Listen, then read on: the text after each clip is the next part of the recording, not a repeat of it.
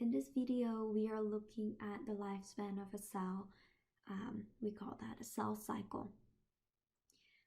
As a cell, there's a lot of things that happen to a cell from the time that it's formed until it reproduces or, make new ones of themselves. There are two major phases of a cell, the inner phase and mitotic phase. Inner phase has three parts to it: a growing phase, where the cell does its normal activities. It's kind of like every cell has their own job, right? For example, skin cells focus on protection and brain cells focus on sending messages. During the growing phase of the inner phase, they just do their own normal thing, whatever they were assigned to do. They live their life and do whatever they are supposed to do. But since they don't live forever, they need to make more of themselves, or they would just disappear and we would lose that cell type in general. It's kind of like animals have to reproduce to make more of themselves, right? When they are old and about to die. Cells have to make more of themselves too before they die. To do this, cells need to pass on all of their genetic instructions on how to make proteins that are necessary for their functions. Kind of like when your grandparents are passing down all the life secrets before they have to leave you. That phase is the S phase of the inner phase. S stands for synthesis, when the DNA is being copied, synthesizing DNA. Then the last growing part of the inner phase is the cell prepping all the necessary equipment before it can divide. For example, it needs to make more of the mitochondria, since dividing takes a lot of energy. Think of this phase like packing all the necessary equipment before a trip. In this case, the cell is making equipment for the cell to divide. When the cell is finally ready, it's going to go into the mitotic phase. The mitotic phase is the actual cell division process. This is the phase when the cell becomes two cells. Why do you think cells need to divide anyway? In terms of cell division, we have mitosis and meiosis. Mitosis, let's talk about this. Okay, so you have mitosis versus meiosis. Okay. Meiosis is dividing cells into 4 genetically different cells. Okay, they have to be different. This only happened with our sex cells, something like our eggs and sperms. This is how every person in the entire world is different. In comparison to meiosis, mitosis is a type of cell division where the cell makes 2 genetically identical daughter cells. Okay? Meiosis is going to make something different.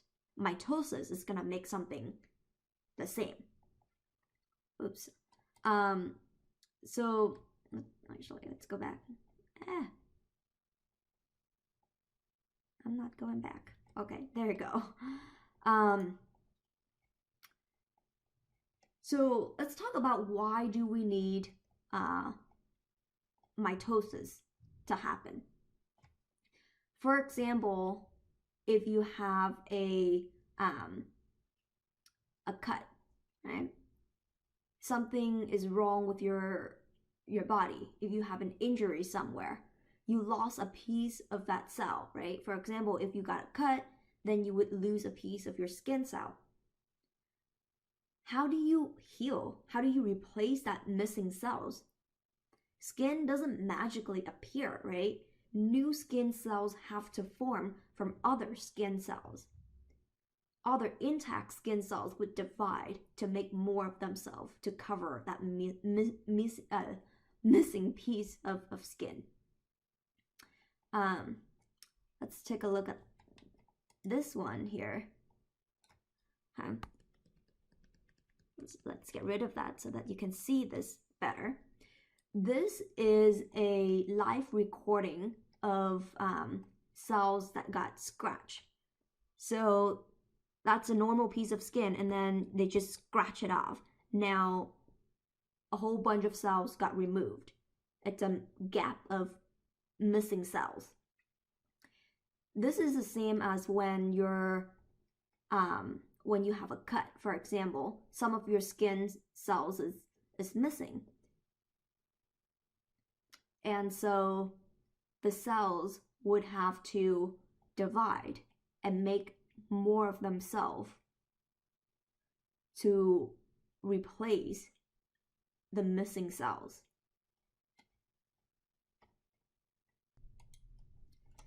New cells would form from other cells, and eventually that gap is covered up. Now that scratch is all healed up and good as new. Though meiosis only happens in sex cells, mitosis happens every day for healing purposes. Your cells are doing mitosis right now. You don't think about it, but when you injure yourself, well, actually, you injure yourself all the time. Not just, about a cut or a scratch, but for example, in your stomach cells, it's probably dying off right now because of the acids in your stomach. So mitosis needs to happen to replace those dying cells in your body, or any injured cells or cells that are about to die, kind of thing. Mitosis or cell division has several phases. The first phase is prophase. During this phase, the cell is prepping to divide. The DNA folds up really, really tight, which we now call it chromosomes. In the S phase earlier, cells made a copy of its DNA already, right? This extra copy is supposed to be for the daughter cell. When you make a copy of another cell, you want it to have the same DNA, right? You don't want anything to happen to it or have, a different DNA. You want it to be the same DNA. That's why you make a copy of it. Otherwise, your cell wouldn't have the instruction to keep itself alive. This copy DNA needs to get to the daughter cell, but it can't if the nuclear envelope is there to hold it back, right? So in this case, the nuclear envelope has to disappear. It has to go away. So one key characteristics, obviously, is, you see that? It just disappeared. The nuclear envelope needs to go away. If you see nuclear envelope disappearing and you just lose the nucleus and the chromosomes just floating around, that's the prophase. Okay. Another organelle of the cell that I didn't exactly talk about in the previous video because I wanted to save it for this section, that organelle is the centrioles.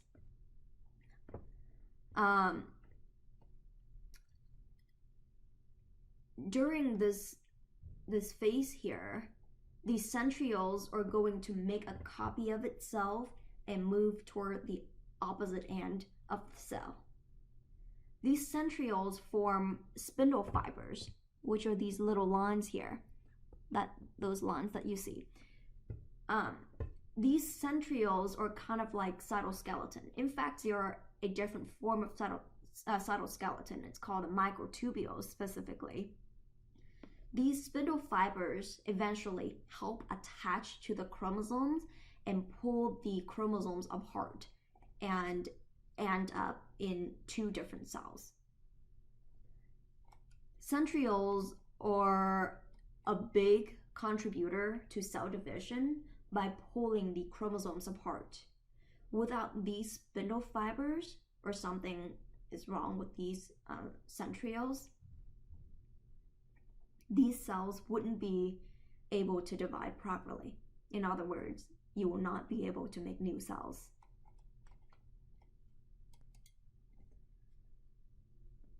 The next phase of mitosis is metaphase. During this phase, all the chromosomes line up in the middle and the spindle fibers attached to them, getting ready to pull. They haven't pulled yet, they're just getting ready to pull by attaching to the chromosomes. The next phase is anaphase. During anaphase, the spindle fibers are actively pulling the chromosomes apart to the opposite side of each other. Okay, look, it's pulling. Okay, in telophase, the cells are reforming the nuclear envelope again. As you can see right there, the nuclear envelope is reforming, protecting the DNA one more time. Remember why you have to protect your DNA? Well, since the spindle fiber's done its job in terms of pulling the chromosomes apart, the chromosomes are now separated and they need to be protected. Nuclear envelope form, and eventually you see two nuclei. In this phase, the cell is about to separate into two, but not yet. Only little crease form, which are the cleavage furrow. It's kind of like when you try to rip a paper by hand without using scissors, you have to fold it first and forming a crease first. That's kind of like the cleavage furrow.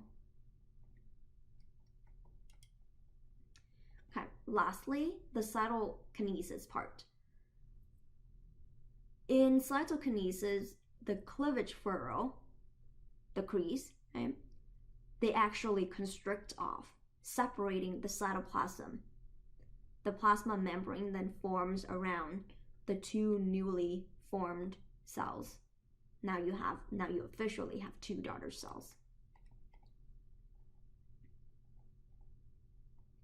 Okay, recall the cells have two main phases, right? The inner phase and the mitotic phase. The inner phase is when the cell does its own thing until it's about to die or need to make more of itself because of an injury, for example. But once it gets into the mitotic phase, okay, so mitotic phase is all of this. Inner phase is just a little bit of that. When it gets into the mitotic phase, it has different steps. Several steps need to happen before the cells could divide. It goes from prophase to metaphase, anaphase, telophase, and cytokinesis, and eventually forming two genetically identical cells. I have something to help you guys remember the order of mitosis. Think about, I passed my anatomy test calmly. Okay? If you remember that, that will get you the order of how mitosis happened.